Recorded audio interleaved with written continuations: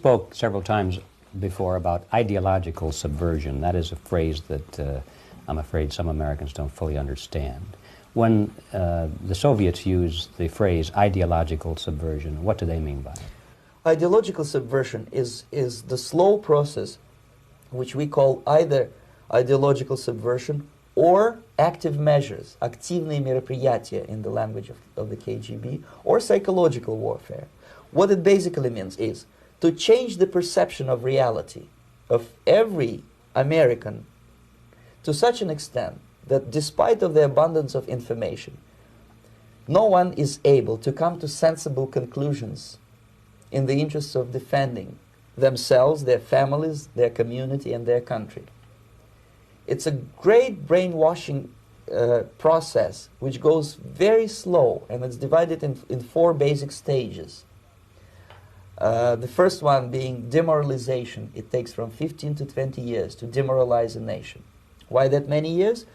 Because this is the minimum number of years which requires to educate one generation of students in the country of your enemy, exposed to the ideology of the enemy. In other words, Marxism-Leninism ideology is being pumped into the soft heads of at least 3 generations of American students without being challenged or counterbalanced by the basic values of Americanism, American patriotism.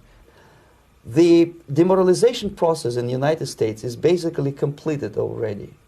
For the last 25 years, actually it's overfulfilled, because demoralization now reaches such areas where previously not even Comrade Andropov and all his experts would even dream of such a tremendous success.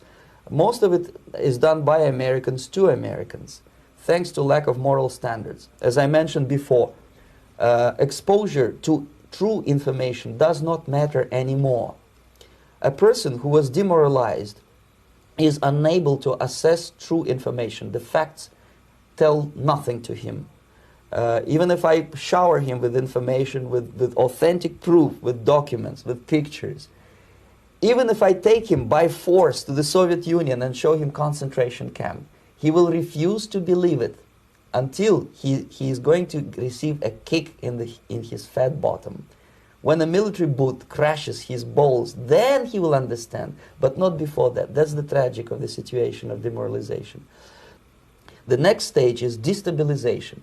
This time, subverter does not care about your ideas and the patterns of your consumption. Whether you eat junk food and get fat and flabby, doesn't matter anymore. This time, and it takes only from 2 to 5 years to destabilize a nation, what matters is essentials: economy, foreign relations, defense systems. And you can see it quite clearly that in some areas, in such sensitive areas as defense and economy, the influence of Marxist-Leninist ideas in the United States is absolutely fantastic. I could never believe it 14 years ago when I landed in this part of the world that the process will go that fast. The next stage, of course, is crisis. It may take only up to 6 weeks to bring a country to the verge of crisis. You can see it in Central America now.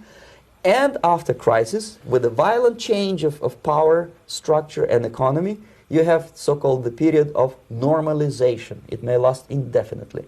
Normalization is a cynical expression borrowed from Soviet propaganda. When the Soviet tanks moved into Czechoslovakia in '68, Comrade Brezhnev said, "Now the situation in brotherly Czechoslovakia is normalized."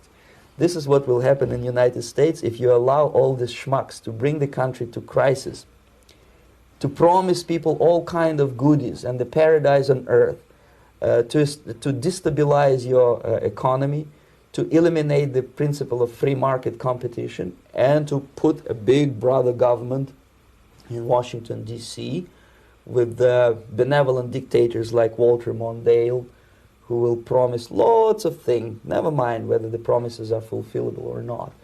Your leftists in the United States, all these professors and all these beautiful civil rights defenders, they are instrumental in the process of the subversion only to destabilize the nation.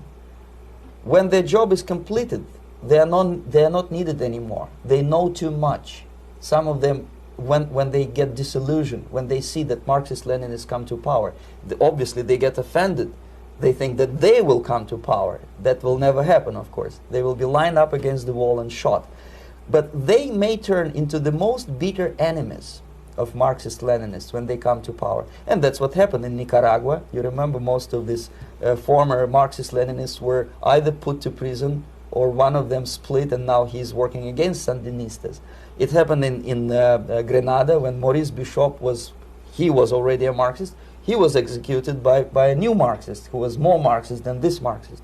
Same happened in Afghanistan when first there was Taraki, he was killed by Amin, then Amin was killed by Babrak Karmal with the help of KGB.